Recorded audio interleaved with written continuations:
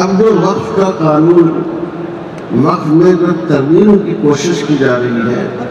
یاد رکھیے یہ بہت ہی خطرناک ترمیم، خدا نخواستہ اگر یہ قانون بن گیا تو ہماری مسجدیں، ہمارے مدرسے، ہماری عیدگاہیں، ہمارے قبرستان،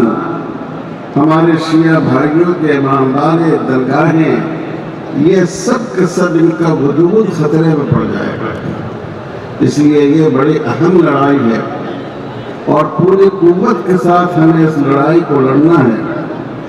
اور جو کچھ ملت کے قائدین جو آواز دیں اس آواز پر لبیک کہنا ہے۔ میرے بھائیوں،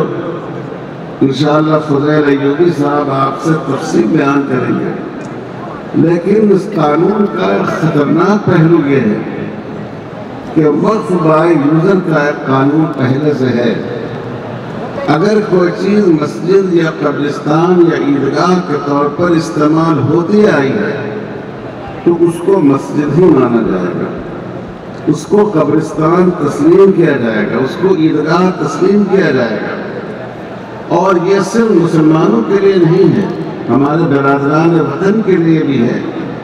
کہ اگر کوئی جگہ طویل عرصے سے مندر کے طور پر، تیرتھ استھان کے طور پر استعمال ہوتی آئی ہے تو ان کی حیثیت کو تسلیم کیا جائے گا۔ اب یہ قانون اتنا خطرناک ہے کہ جو چیز صرف استعمال کی بنا پر کسی وقت کو نہیں مانا جائے گا، اس کے لیے ڈاکومنٹ پیش کرنا ہوگا، گورنمنٹ ڈاکومنٹ مانگے گا۔ آپ سوچئے دلی کی جامع مسجد 400 سال پہلے بنی، آج اگر کوئی آپ سے اس کے ڈاکومنٹ مانگے، اس کے دستاویز مانگے، کیا اس کا دستاویز دینا ممکن ہے؟ حیدرآباد میں مکہ مسجد ہے، قطب شاہی دور کی ہے، وہ بھی تقریباً 300-400 سال پہلے کی ہے۔ اگر کوئی شخص، حکومت آج یہ کہے کہ آپ ثبوت دیجئے کہ کیسے اس کو مسجد مانا جائے، ہم آپ اس کا ثبوت فراہم کر سکیں گے؟ نہیں کر سکیں گے۔ ہمارے بڑے بڑے مدرسے ہیں، قدیم مدرسے ہیں، دارالعلوم ہے، ماشاءاللہ 150 سال اس پر گزر چکا ہے، اور بھی اس کے قریب العمر کئی مدرسے اس ملک میں موجود ہیں۔ اس زمانے میں لوگ زبانی عطیہ دے دیتے تھے، مدرسہ بن جاتا تھا، تعلیم کے لیے اس کا استعمال ہونے لگتا تھا، عوام بھی اس کو مدرسہ تسلیم کرتی تھی اور حکومت بھی اس کو مسلمانوں کی ایک تعلیمی پراپرٹی تسلیم کرتی تھی۔ آج فرض کیجئے کہ ایک ایسے قدیم اداروں سے اگر دستاویز مانگا جائے تو اس کا پیش کرنا دشوار ہوگا۔ تو یہ قانون میں ایسی ترمیم ہے وقف بائی یوزر کو ختم کرنے کی کہ ہماری ہزاروں مسجدیں، مدرسے، قبرستان، درگاہ، یہ سب حکومت کے رحم و کرم پر رہ جائیں گے اور ہمارے لیے اس کو قانون کی طاقت سے منوانا مشکل ہو جائے گا۔ دوسری بات یہ ہے کہ ایک خاص قانون وقت کے ساتھ رکھا گیا ہے، لمیٹیشن ایکٹ کا۔ حکومت کے قانون میں بہت سی زمینوں پر ایک مخصوص مدت تک اگر کوئی شخص قابض ہو تو وہ اس کی ملکیت سمجھی جاتی ہے، لیکن کچھ چیزوں کو اس سے مستثنیٰ کیا گیا، ان میں وقف بھی ہے۔ وقف پر ناجائز قبضہ کتنا بھی قدیم ہو، کتنا بھی پرانا قبضہ ہو، اس کے قبضے کی وجہ سے اس کو قابض کی ملکیت نہیں سمجھا جائے گا۔ وقف بورڈ اپنے کاغذات کے ذریعے، اپنے دلائل کے ذریعے سچائی کو ثابت کر سکے گا، زمین واپس لے سکے گا۔ اب جو قانون میں ترمیم کی گئی ہے اس کے مطابق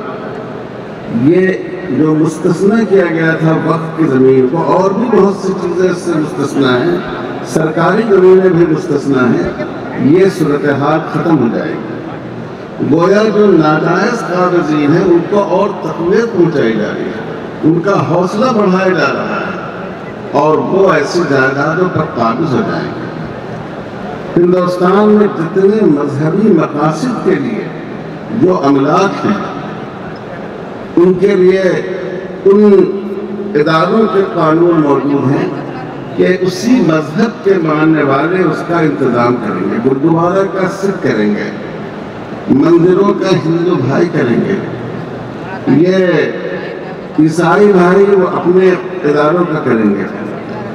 لیکن اس قانون میں آپ دیکھیے کتنی بڑی زیادتی ہے کہ وقت جو خالص ایک اسلامی ادارہ ہے اور مسلمانوں کا نہیں ہے بلکہ یہ ایک عبادت سے جڑا ہوا ادارہ ہے، اس کو اس میں اس کی مینجمنٹ میں، اس کی انتظامیہ میں مسلمان ہونے کا شرط ختم کر دی گئی۔ وقف کونسل میں ایک اچھی خاصی تعداد غیر مسلم لوگوں کی ہو سکتی ہے، وقف بورڈ میں بھی غیر مسلم بھائیوں کی ہو سکتی ہے،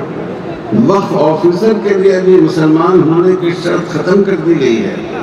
آپ سوچئے، اور 2 غیر مسلم تو لازمی طور پر اس کے ممبر بنائے جائیں گے۔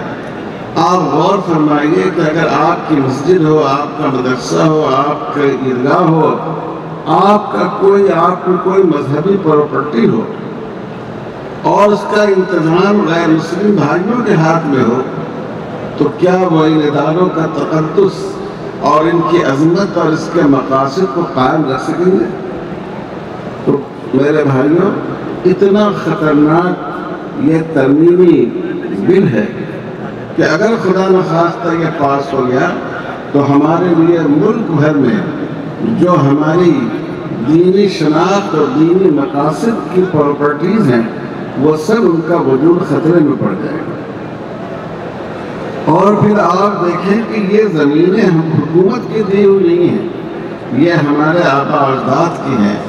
کتنے مسلمان ہیں کہ ان کی مالی حالت بہت اچھی نہیں ہوتی، لیکن وہ اپنے بعض ثواب کو جاری رکھنے کے لیے زمین کا کوئی ٹکڑا وقف کرتے ہیں، یہ سب حکومت کے ہاتھ میں چلا جائے گا۔ تو اس لیے میرے بھائیوں، یہ بہت ہی خطرناک قانون ہے اور ہر قیمت پر اس کے خلاف ہمیں جدوجہد کرنا ہے، اور ہماری دینی تنظیمیں جب اس کے لیے دعوت دیں تو ہم سب کو مل کر انشاءاللہ مل جل کر اس کا مقابلہ کرنا ہے۔ انشاءاللہ کریں گے نہیں انشاءاللہ۔ ابھی ہمارے بعض بزرگوں نے رسول اللہ صلی اللہ علیہ وسلم کی جو بعض خبیث اور بدقیمت لوگوں نے اہانت کی ہے اس کے بارے میں ارشاد فرمایا۔ ہمارا مطالبہ یہ ہے کہ ہم صرف حضور صلی اللہ علیہ وسلم کے لیے نہیں، ہمارا دین ایسا دین ہے، بھائی چارے کا دین، انصاف کا دین، کہ ہمارے دین میں کسی بھی مذہب کی مقدس شخصیتوں کو برا بھلا کہنے سے منع کیا گیا۔ ہم دیویوں دیوتاؤں کی پوجا نہیں کرتے اور کر ہی نہیں سکتے، لیکن قرآن مجید نے کہا کہ جو ہمارے غیر مسلم بھائی، جو ہمارے ہمسائے دیویوں اور دیوتاؤں کی پوجا کرتے ہیں، ہم ان کو برا بھلا رکھیں تاکہ ان کی دل آزاری نہ ہو، ان کے جذبات مجروح نہ ہو۔ اس لیے ہم حکومت سے مطالبہ کرتے ہیں کہ ایک ایسا قانون مذہب کی، مذاہب کی، تمام مذاہب کی مقدس شخصیتوں کی توہین کے سلسلے میں گورنمنٹ کو لانا چاہیے، جس میں اس کو سنگین جرم مانا گیا ہو، جس میں اس کو بہت ہی خطرناک جرم مانا گیا ہو، اس پر مناسب حال سزا مقرر کی گئی ہے، اور اس کے سزا کا نفاذ اور اس مقدمے کے ذریعے ظالم کو ظلم سے روکنا آسان ہے۔ ہم کہتے ہیں ہم تو محمد رسول اللہ صلی اللہ علیہ وسلم کی ذات ایسی ہے، مسلمان تو یہ سمجھتا ہے کہ اگر ہمارے جسم کا ایک ایک قطرہ لہو بھی آپ پر قربان ہو جائے تو کم، لیکن ہمارا سینہ اتنا کشادہ ہے کہ ہم کہتے ہیں کہ اس قانون میں ایسی چیزیں لانی چاہیے اس ملک کی بڑی مذہبی اکائیوں کے بارے میں، ہندو مذہب کی مقدس شخصیات، مسلمانوں کی، سکھوں کی، عیسائیوں کی، کہ اگر کوئی آدمی اس کی اہانت کرے گا تو اس کو ایک سخت سزا دی جائے گی، اور وہ مقدمہ ایک مختصر مدت متعین کی جائے کہ 1 مہینے میں 2 مہینے میں فاسٹ ٹریک عدالت کے ذریعے اس کو فیصل کیا جائے تاکہ لوگوں کے جذبات مجروح نہ ہو۔